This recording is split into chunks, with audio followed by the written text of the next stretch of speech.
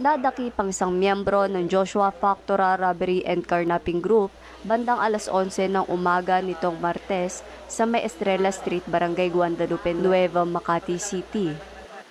Si Joseph Caniban ay natsempohang nagmamaneho ng motorsiklo na walang helmet habang isinasagawa ng kapulisan na kanilang oplansita bunsod ng nawawalang motor.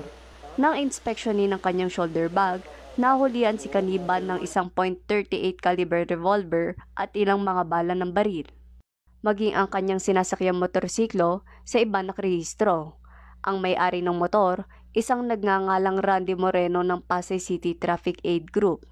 Ayon sa biktimang si Moreno, sasampahan niya ng kasong kriminal ang suspect.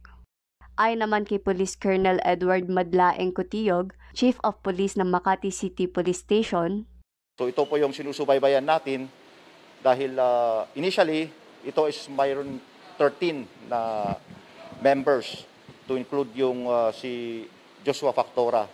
Pero noong May 2, 2022, na-aresto po itong leader nila.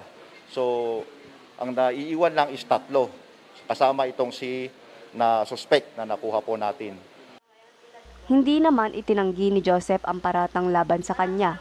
Sa ngayon, siya ay may kasong illegal possession of firearms and ammunitions. Ako si Julita Principio, ang inyong abate teletabloid reporter.